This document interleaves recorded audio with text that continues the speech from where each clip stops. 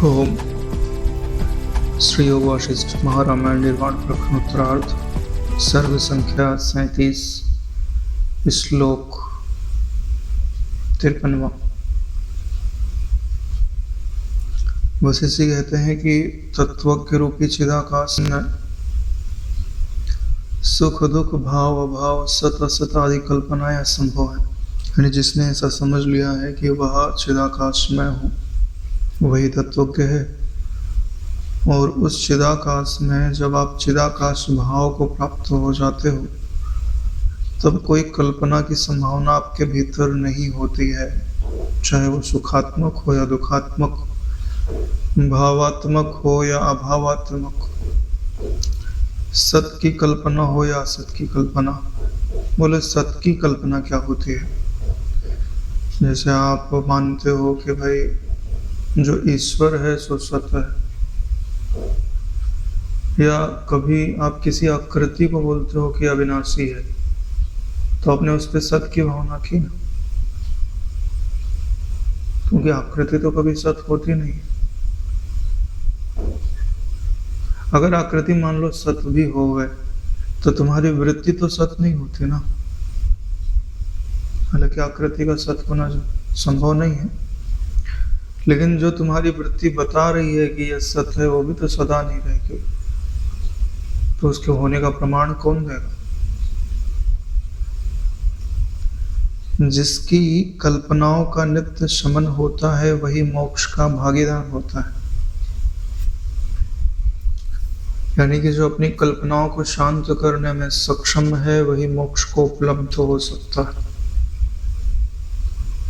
जो अपनी कल्पनाओं के अधीन है वह मोक्ष की तरफ नहीं जा सकता, क्योंकि कल्पनाएं जो है वो काल्पनिक जगत में लेके जाती हैं।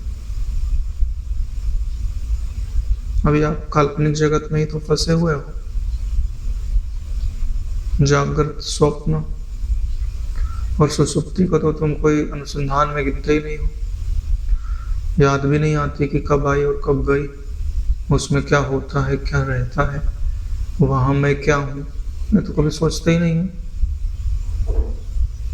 सपने का भी उतना महत्व नहीं रहता, ज्यादा जागृत का ही महत्व है। जागृत में किसका महत्व है? या तो शत्रु का या तो मित्र का, अनुकूलता या प्रतिकूलता। हाँ, तो नारायण, यदि आपको मोक्ष का भागीदार होना है तो वृत्तियों पे नियंत्रण और वृत्तियों का शमन जरूरी है, और ये अभ्यास और वैराग्य से ही होता है। इच्छा रूपी छुरी से घायल हृदय वाले की वेदना रूपी शूल को मिटाने में मणि मंत्र आदि समस्त औषधियां कुंठित हो जाती हैं। हाँ भाई, जिसको इच्छा ने घायल किया है उसे मणि मंत्र जो है वो उसके घाव को भरते नहीं है, बढ़ाते है,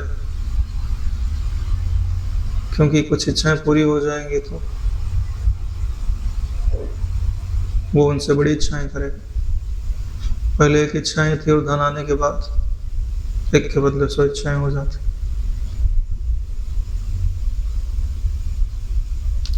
जीव की चिकित्सा के लिए विधाता द्वारा सृजित मणि मंत्र आदि औषधि को मैं असत विभ्रमग्रस्त पुरुष के उपचार में समर्थ नहीं देखता, क्योंकि मैंने पहले ही इनकी परीक्षा कर ली है कि इनसे कुछ नहीं होता। यदि केवल विचार से ही मिथ्या पदार्थों द्वारा दुख निवारण रूपी उपचार हो जाता तो फिर आकाश शशृंग से क्यों नहीं ढक जाता? यानी जो पदार्थ मिथ्या है ही नहीं, उनके द्वारा अगर दुख निवारण हो जाता, यानी ये तो असंभव बात।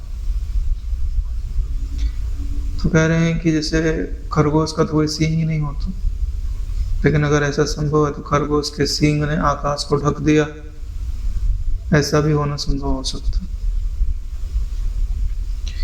शीत की अधिकता से जैसे जल शिला रूप हो जाता है, वैसे चिदाकाश भी देहादि में अहम के अभिमान से देहाकार में मन रूप प्रकट होता है। यानी आपके अंदर जो अहम अहम बोला जा रहा है वो है क्या? बोले चिदाकाश जो सत्ता है वो अभिमान के साथ मिलकर देह आकार में मन रूप से प्रकट हो जाता है। यानी है वो ज्ञान ही, लेकिन स्थूलता को प्राप्त हो गया, दृश्यता को प्राप्त हो गया। हाँ, तो इसको सूक्ष्मता में परिणत कर दो, इसके चारों तरफ आग लगा दो तो सूक्ष्मता में परिणत हो जाएगा, तो जल हो जाएगा। जैसे बर्फ को पानी में डालो तो अलग ही दिखती है ना, लेकिन पिघला दो तो उसका अलगाव समाप्त हो जाता। ऐसे ही या जो मन है जब तक नाम रूप का चिंतन करता है तभी तक अलग दिखता। नाम रूप का चिंतन छोड़ दे तो उसको ब्रह्म से अलग करने वाला कोई नहीं। कौन करेगा अलग?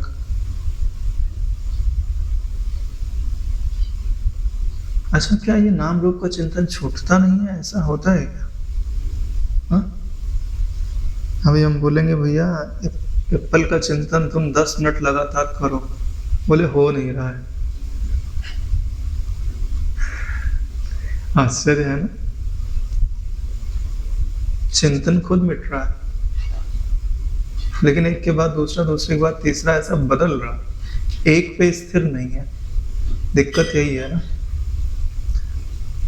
अगर एक का भी चिंतन करने में आप समर्थ हो जाओ तो भी समस्या खत्म हो जाए, और चिंतन छोड़ दो तो भी समस्या खत्म हो जाए। परेशानी कब है? हाँ ना, चिंतन पे आपका नियंत्रण ही नहीं है, ना उनका अभाव आप कर पा रहे हो, ना उन्हें एक जगह पर आप केंद्रित ही कर पा रहे हो।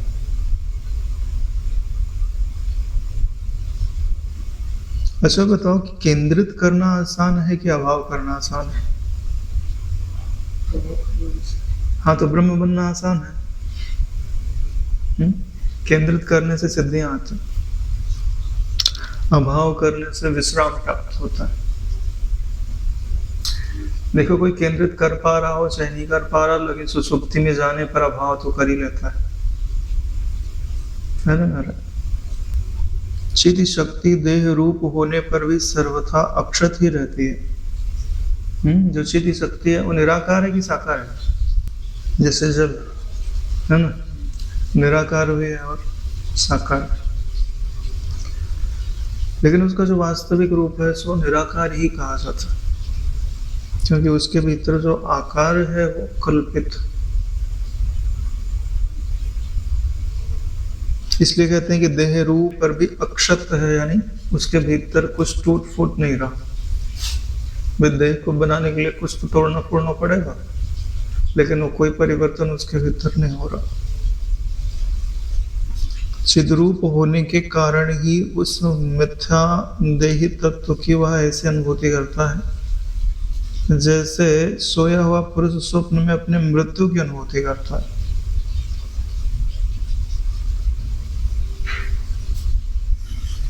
है तो वो ज्ञान रूप, लेकिन अपने भीतर देह की अनुभूति करता है। सिर्फ देह की अनुभूति ही नहीं करता, उस देह में हमता भी करता है, आसपास के पदार्थों में ममता भी करता है, अनुकूल के मिलने पे हंसता भी है, प्रतिकूल के मिलने पे रोता भी है, बुढ़ापे का कष्ट भी सहता है, मृत्यु से डरता भी है, मृत्यु के समय अत्यंत पीड़ा को भी सहता है। ऐसा बोलते हैं कि जब शरीर से प्राण निकलते हैं तो हजारों बिच्छू डंक मारे इतनी पीड़ा होती है, आराम से थोड़ी ना निकलता। हाँ, तत्वबोध हो जाए, योगी है, अभ्यास है, उसकी बात छोड़ दो, साधारण की बात कर रहे। कष्ट क्यों होता है? क्योंकि प्राणों को इस शरीर में रहने की आदत हो गई है। अवस्तु होने के कारण आकाश की नीलिमा जैसे अनुभव से सत्य न होकर सर्वथा अनिर्वचनीय है, वैसे ही यह सृष्टि भी परमात्मा में न तो सत्य है न असत्य है, अनिर्वचनीय है। जैसे आकाश में नीलिमा है वैसे ब्रह्म में जगत, दोनों दिखते हैं मगर विचार काल में मिलते नहीं। यहां से देखो तो नीला नीला दिखेगा ही दिखेगा, ठीक है, लेकिन वहां जाके देखोगे तो नीला नीला नहीं दिखेगा। ऐसे ही जब तुम इंद्रियों में बैठ के देखोगे तो जगत दिखेगा ही दिखेगा, ठीक है। ब्रह्म के नजदीक जाके देखो तो नहीं दिखेगा, ब्रह्म से दूर जाके देखो तो जगत दिखेगा। वही तो यहाँ भी बताया जा रहा है। धरती पे बैठ के देखोगे यानी दूर हो वहां से, तुम्हारी नीलिमा दिख रही, पास जाओगे तो नहीं मिलेगा। ऐसे ही ब्रह्म के पास जाओगे तो जगत मिलेगा, मन ही नहीं है, काहे का जगत ढूंढोगे वहां पर। जो चीज सुसुप्ति में नहीं है वो कभी नहीं है।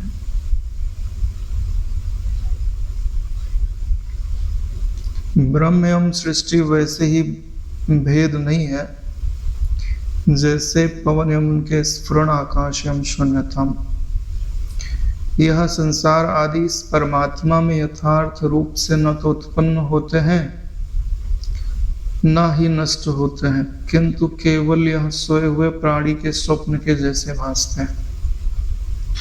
पृथ्वी आदि के न रहने पर भी, सृष्टि के केवल प्रतिभास की सिद्धि होने पर भी मनुष्य को भला उसके ग्रहण एवं त्याग में कौन सा आग्रह हो सकता है।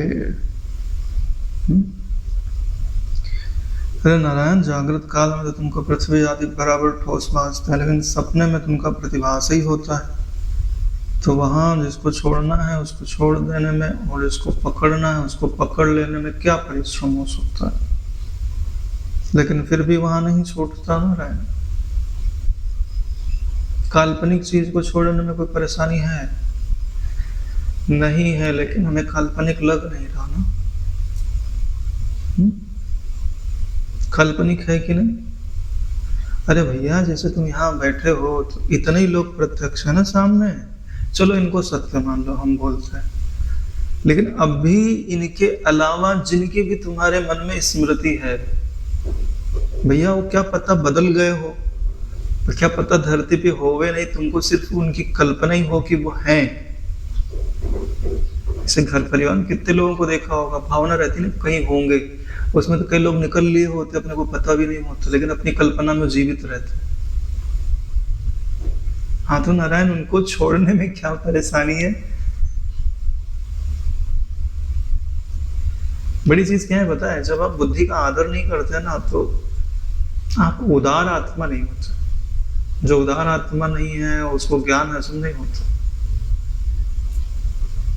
जो बातें कही जाती हैं उनको समझना जरूरी है, बिना किसी पूर्वाग्रह के। पहले की कोई मान्यता बना के मत रखो, प्रश्न करो, उसका उत्तर पाओ, लेकिन पहले से कि भैया ये मैं मानूंगा ही नहीं, चाहे कितनी अच्छे से इसकी बात बता दी जाए, है ना। कई बात नहीं रहती है कि फलाना व्यक्ति अगर बोलेगा तो मैं नहीं मानूंगा, क्या पता सही भी बोले। कौन से आश्रम गया था तो लोग योग वशिष्ठ निकाले और पढ़ रहे थे, तो उनमें से एक लड़का बैठा था, सबने पूछा तो उत्तर दिया, तो उत्तर तो सही था। बोले नहीं, जब तक आकाश भाई नहीं बोलेंगे तब तक नहीं मानूंगा मैं। तो ये आग्रह जरूरी नहीं है कि कोई व्यक्ति बोलेगा तभी हम मानेंगे। हाँ, लेकिन कुछ लोगों की श्रद्धा होती है, भाई गुरुजी बोलेंगे हम तभी मानेंगे। हाँ, तो गुरुजी तो बोले ही है कि तुम देह नहीं हो, ब्रह्म हो, साक्षी हो, चैतन्य हो। तो उदार आत्मा कौन है? जिसका कोई पूर्वाग्रह नहीं होता, पहले से बनाया हुआ आग्रह नहीं होना चाहिए।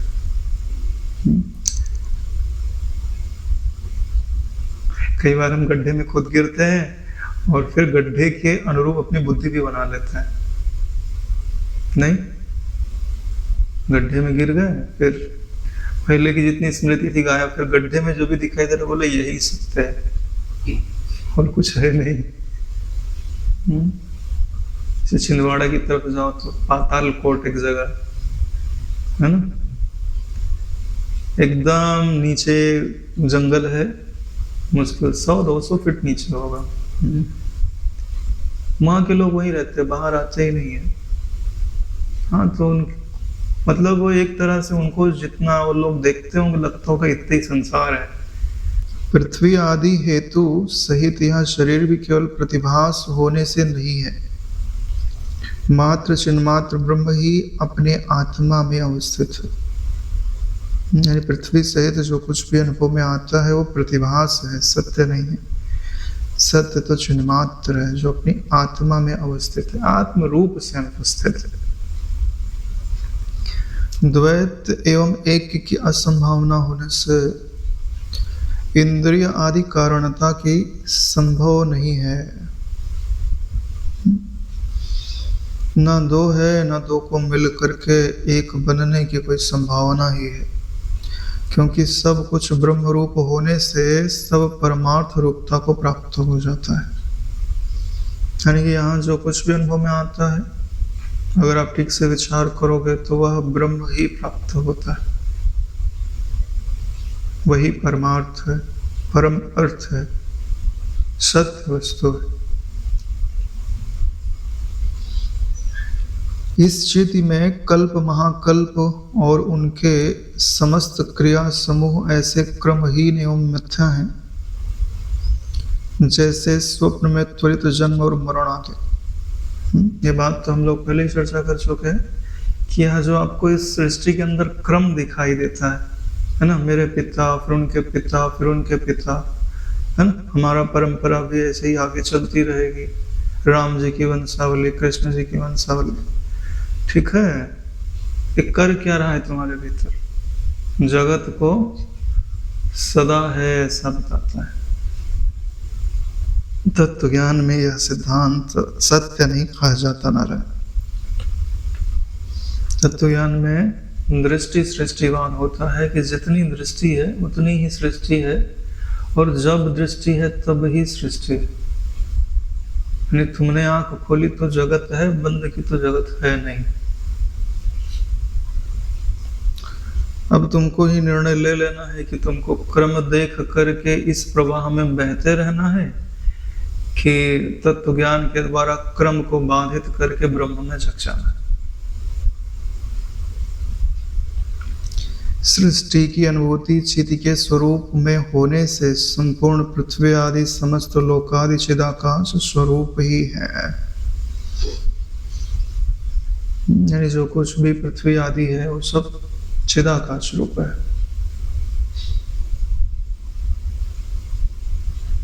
कोई परेशानी है चिदाकाश रूप समझने में? कहां से होगी? रोज ही तो सुन रहे हैं, रोज ही तो समझ रहे हैं।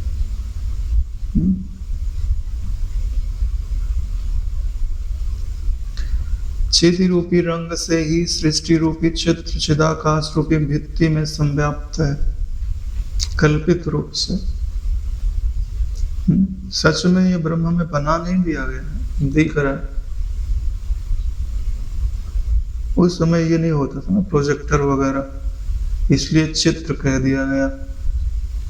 कल्पित चित्र नहीं, एक वर्ड और जोड़ दो, कल्पित चलचित्र है। मूवी को चलचित्र बोलते हैं। पहले सोचते भी होंगे यार कि क्या ऐसा चित्र बनाया जा सकता है जो चलता भी होवे। बोले ऐसा तो संभव ही नहीं है, लिखना भी तो संभव है। तो उनका जो अधिष्ठान है वो सर्वथा असंगई है। चित्र बना दो तो क्या पता रंग वंग लग जाए, लेकिन चलचित्र में तो कुछ नहीं लगता। यह चित्र ना तो उदय होता है, ना ही अस्त होता है, ना शांत होता है, ना ही मलिन होता है। पुनः सृष्टि रूपी महान लहरों से परिपूर्ण चिति रूपी जल में कौन सा पदार्थ कब एवं कैसे उत्पन्न एवं शांत हुआ? यानी ना वहां कोई पदार्थ उत्पन्न हुआ है और ना वह शांत ही होता है। संसार की शून्यता से विषयों का भी यथार्थता अभाव होने से भला चित रूप से संसार का उदय एवं अस्त कैसे संभव है? यानी कि जब आप भली प्रकार विचार करके मन को एकाग्र करके देखते हैं तो संसार की शून्यता का अनुभव होता है। यानी विषय जो है उनका अभाव है। जो विषयों का अभाव है तो जो ज्ञान रूप तत्व है वो संसार के रूप में कब जन्मा और कब मिटा, उदय और अस्त थोड़ी ना होता है, प्रतिभास होता है खाली। माया सबल ब्रह्म के जगत रूप से विस्तारित होने पर वासना रूपी संकल्प से तो पर्वत आकाश रूप में आकाश पर्वत रूप हो जाता है। ये ब्रह्म की शक्ति है नारायण, असंभव को संभव दिखा रहा है, आकाश को पर्वत दिखा दे रहा है और पर्वत को आकाश दिखा दे रहा है। इसी को तो ब्रह्म बोलता है। दुर्योधन को नहीं दिखाया था, जहां पानी है वहां स्थल दिखाई दे रहा है, जहां स्थल है वहां जल दिखाई दे रहा है। हमें भी जहां दुख है वहां सुख दिखाई दे रहा है और जहां सुख है वहां दुख दिखाई दे रहा है। बोले ऐसा नहीं हो सकता, जहां सुख है हमें वहां कभी दुख नहीं दिखता।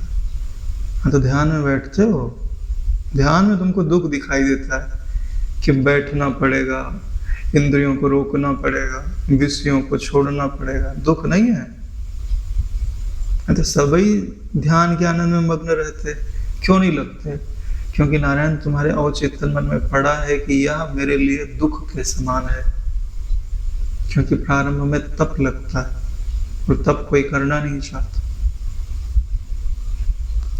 संबित रूपी सिद्ध महा औषधि रूपी चूर्ण के प्रयोग से ही योगी अर्ध निमेष में सृष्टि को आकाश रूप एवं आकाश को त्रिलोकी रूप कर डालता है। कौन सी सिद्धि है? संबित रूपी सिद्धि है। संबित रूपी सिद्ध महा औषधि के चूर्ण के प्रयोग से। हाँ, कुछ ऐसी सिद्ध औषधियां होती हैं, वो अगर अपने पाँव में लगा लो तो आकाश में गमन करने की सामर्थ्य मिल जाती है। नेत्र में लगा लो तो जमीन में गड़ा हुआ धन जो है वो दिखाई दे सकता है। ऐसी औषधियां पहले हुआ करती थी, सिद्ध करना पड़ता था उनको। वही बात बता रही, तो ये कौन सी औषधि है जो आकाश को त्रिलोकी बना देती है और त्रिलोकी को आकाश बना देती है? संबित, जैसे आप दृढ़ भाव करते हो। ध्यानस्थ तुम बैठ गए और बोले कि जगत है ही नहीं है, तो संबित ने ठीक से स्वीकार किया तो है भी नहीं, मिलेगा भी नहीं तुमको। ब्रह्म में उसी प्रकार असंख्य ब्रह्मांड स्थित है, जैसे सिद्धों द्वारा अनेक कल्पित नगर आकाश में गुप्त एवं परस्पर मिलता है। जैसे सिद्धादि घूमते हैं तो उनको ब्रह्मांड वगैरह दिखाई देते रहते, लेकिन तुम जाओगे तो नहीं दिखाई देंगे, क्योंकि उनके पास वैसी दृष्टि है देखने की। तो तुम्हारे लिए तो कल्पित ही है, वैसे उनके लिए भी कल्पित ही है, क्योंकि अगर वो मन को स्थिर करके देखेंगे तो कुछ दिखाई नहीं दे।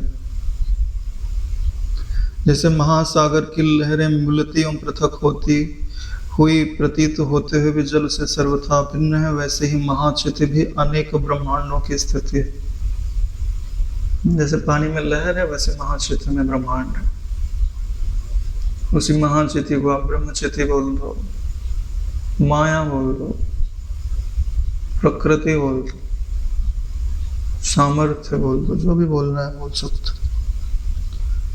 सिद्ध योगी की परस्पर अविच्छिन्न भिन्न भिन्न लोकों को देखने की इच्छा से प्रथम मूल चेतन में अपनी उपाधि का विलय कर अन्य चित्त में प्रविष्ट होकर उसके लोक की प्राप्ति ही विद्वानों के मतानुसार एक सृष्टि से अन्य सृष्टि के अवलोकनार्थ भी है।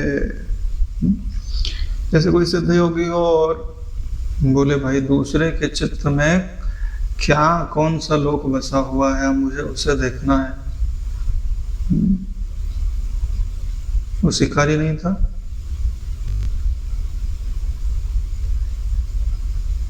और इसी के आश्रम में गया, उन्होंने उसको सिखाया ध्यानवान करने का। तो फिर वो दूसरे के कोई सोया हुआ था तो उसके चित्त में घुस गया, देखता हूं इसे क्या दिखाई देता, तो उसे नया ही ब्रह्मांड देखना दिखाई देना प्रारंभ हो गया। तो वही बात यहाँ बताई जा रही है कि एक सृष्टि से अन्य सृष्टि को भी देखा जा सकता है अगर दूसरे के चित्त के अंदर प्रवेश कर दिया जाए तो। बड़ी आश्चर्य में फिर तभी तो पता चलता है कि ये सब जो तुम समझ रहे हो, जैसा समझ रहे हो वैसा है नहीं। अलग रिस्क का काम है, तुम मत जाना कभी। पता चला कि कहीं और ही निकल गए, तत्व का बोध तो है नहीं, तदात्म कर लिए और 1000 वर्ष उधर ही बीत गए। फिर पता चला शुक्र की तरह इधर से उधर भटकना पड़ा। तत्व ज्ञान पालो, फिर निकलना एकदम से, घूमने फिरने जहां मर्जी हो। देखो नारायण, तत्वबोध का मतलब ये है कि आपका अपनी वृत्ति पे पूर्ण नियंत्रण आ जाए, यानी जैसी आप भावना करो तद अनुरूप अनुभव होना चाहिए। इतना जब नियंत्रण आ जाता है तो ब्रह्म का भाव करोगे तो ब्रह्म का अनुभव होने लगता है, आनंद का भाव करोगे तो आनंद आ जाएगा। वशिष्ठ जी का नहीं देखा था, बोले मैं पूरी पृथ्वी हूँ, धारणा किए तो पूरी पृथ्वी की तरह अपने आप को अनुभव करने लग गए। बोले देखो यहाँ पर किसान लोग मुझ पे ही हल चला रहे हैं, यहाँ खुदाई हो रही है, यहाँ बड़े बड़े पर्वत है, सब उनको अनुभव में आने लग गए। ऐसे ही उन्होंने 5 तत्वों का वर्णन किया हुआ है। हाँ, इतनी ना होए तो इसकी 10% भी हो जाए तो भी सिद्धि मिल जाए, आत्मसिद्धि तो मिल ही जाएगी, बाकी दूसरी का तो पता नहीं।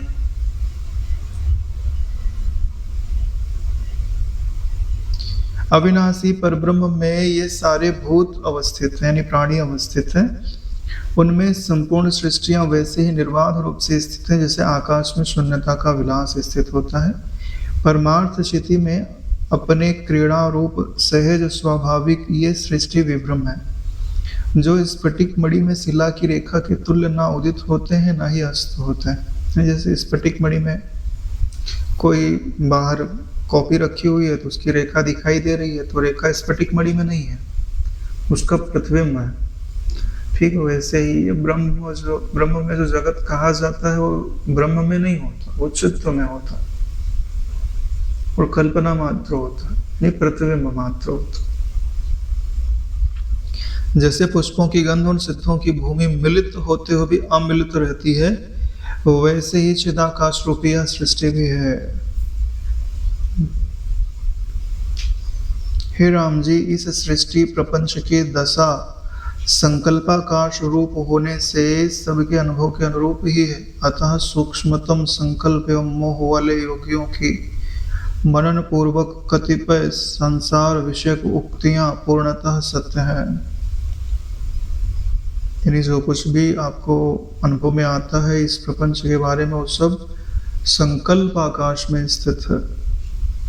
और यह जो सूक्ष्म संकल्प है यह मोह में डालने पर समर्थ है। अगर जिसको मोहित कर दिया जाए उसे वह संसार वैसे ही अनुभव में आता। ना तो विज्ञानवादी जन ही आंतरिक विज्ञान मात्रता का कथन सत्य है, ना ही वैशेषिकों की बाह्य अनर्थवादिता ही, किंतु ये उक्त ज्ञान आप सब के संकल्प के अनुरूप ही फलीभूत हुआ करते हैं। यानी कि ये जो विज्ञानवादी हैं उनका जो कथन है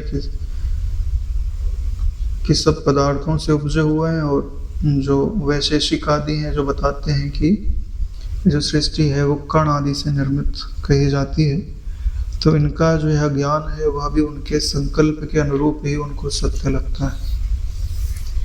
यथार्थतः चेतन की ज्ञाता ज्ञान ज्ञेय की प्रकाशिका शक्ति ही जगत रूप से भासती है।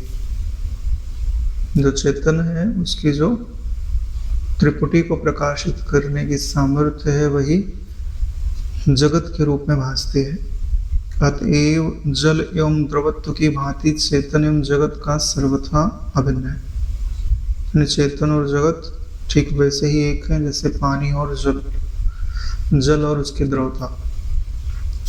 हे राम जी, काल एवं काल के अंतर्गत ब्रह्मांड, ब्रह्मांडों के अंतर्गत 14 भुवन, भुवनों के अंतर्गत अहमता एवं त्वत्ता आदि भोक्ता इंद्र, उनके भोग्य विषय एवं विचित्र भोग आदि सब माया शबल ईश्वर की शक्ति से ही सिद्ध है।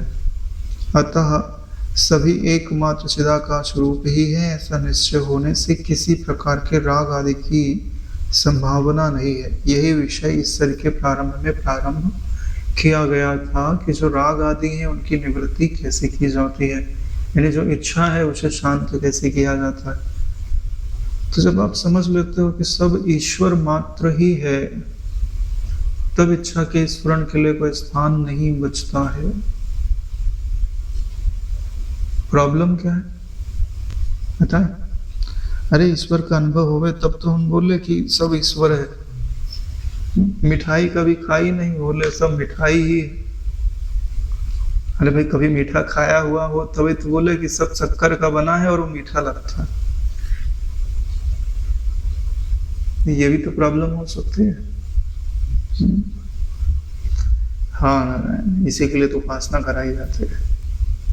उपासना के द्वारा जब वृत्ति सूक्ष्म हो जाती है, एकाग्र हो जाती है, और आपकी मान्यता का जो ईश्वर है, या चलो जो शास्त्र में वर्णित ईश्वर है, एक बार जब उसका प्रकटीकरण होता है तो चित्त वृत्ति में जिस सात्विक दशा का आगमन होता है, वह जो आनंद दे करके जाती है, वह आनंद इतना प्रबल होता है कि उसके सामने विषय का कोई भी रस खड़ा नहीं रह सकता। और वही जो स्थिति होती है उसी को सर्वव्याप्त बना देने का ही काम ब्रह्म ज्ञान करता।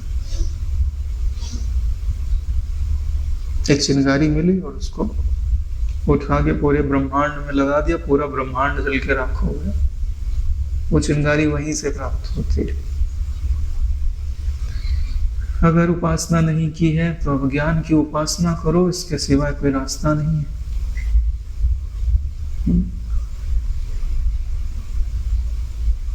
आसन करो, प्राणायाम करो, प्रत्याहार करो, धारणा करो, ध्यान करो, समाधि लगाओ, क्रियात्मक भी या ज्ञानात्मक भी, है ना। परोक्ष अनुभूति में इन सब का, आसन का, प्राणायाम का ना तात्विक अर्थ बताया हुआ है कि क्या करना होता है। निधिध्यासन के 15 अंग बताया हुआ है कि आप निधिध्यासन करते हो तो क्या अनुभव में आना चाहिए और कैसे उसके क्या क्या अंग होते हैं। एक तरह से निधिध्यासन का जो परिणाम है उन्होंने निर्विकल्प समाधि बता दिया है ना नारायण। वैसे भी जो तुम्हारा प्रकाशक है ना, निर्विकल्प ही तो है, निर्विकल्प नहीं है। अरे जो विकल्प का प्रकाशक वो निर्विकल्प होएगा, जो संकल्प का प्रकाशक वो नहीं संकल्प होएगा। संसार जैसा दिखाना चाहता है वैसा मत देखो, जैसा तुम देखना चाहते हो वैसा देखो। अपनी एक स्वतंत्र दृष्टि का विकास करो जो तुम्हारे गुरुजनों से अनुमोदित हो, शास्त्र से अनुमोदित हो। उसके अनुसार तुम जगत को देखो, अपने आप को देखो, वही आपको मुक्त कर सकती है। क्योंकि यह जगत अनिर्वाच्य है। जो इसको ईश्वर में देखता है उसको ईश्वर में ही अनुभव में आता है, और जो इसको चोर में दिखता है ना, उसको हमेशा चोर ही चोर मिलता है। जैसा चश्मा वैसे ही दृष्टि हो जाती है। लाल रंग का चश्मा पहने तो सब लाल ही दिखेगा नारायण। ऐसे कोई लेडीज थी ना, उसको कुछ आंख में प्रॉब्लम आई होगी तो उसके डॉक्टर ने बोला भाई अब ज्यादा उजाले में मत रहिएगा, काला कलर होना चाहिए। तो गई, अपने पूरा घर काला रंग से पुतवा दिया, गाड़ी काले रंग की, सब जितने भी नौकर चाकर बोले काली कपड़ा पहनना, डॉक्टर ने मेरे को बोला है। जब गई 10-15 दिन के बाद मिलने के लिए तो सब काला काला। बोले ये क्या हुआ आपको, ये सब काला काला? बोले आपने ही तो बोला था कि भाई सब काला ही रहना चाहिए, तभी तो आंख पे ज्यादा जोर नहीं पड़ेगा। अरे बोले है देवी, काले रंग का चश्मा लगा लेती। हाँ, इतना सबको काले रंग में बदलने से अच्छा है कि अपनी दृष्टि पे ही ऐसी चीज लगा ली जाए कि सब काला काला दिखाई दे। वही हाल है, दृष्टि को ब्रह्ममय बनाना होता है। जगत तो वैसे ही रहता है नारायण। अगर तुम्हारी दृष्टि में आनंद है तो सभी जगह आनंद है। तुम्हारी दृष्टि में आनंद नहीं ना तो बाहर ब्रह्मा जी भी खड़े रहे तो भी तुमको दुख ही रहेगा। जैसे जो असुर लोग होते थे वो तप करते थे तो क्या ब्रह्मा जी को देख के प्रसन्न थोड़ी होते थे, वरदान मिलेगा, ब्रह्मा जी से प्रेम नहीं है उन्हें। जैसे मजदूर जो है उसको मालिक से प्रेम थोड़ी होता है, उसको सैलरी चाहिए, सैलरी से प्रेम होता है। हाँ, भक्त को भगवान से प्रेम होता है कि भगवान को देखा नहीं कि बस सब कुछ प्राप्त हो गया, उसे भगवान से कुछ नहीं चाहिए, उसे भगवान ही चाहिए, फायदे में रहता है वो। 37वां सर्ग आज ही पूर्ण होता है, आज ही विश्राम लेता है। ओम कायेन वाचा मनसेन्द्रियर्वा करोमि यद् यद् सकलं परस्मै श्री सद्गुरुवे समर्पयामि। ओम सहनावतु सहनौ भुनक्तु सह वीर्यं करवावहै तेजस्विनावधीतमस्तु मा विद्विषावहै। ओम शांति शांति शांति। श्री सद्गुरुदेव भगवान की।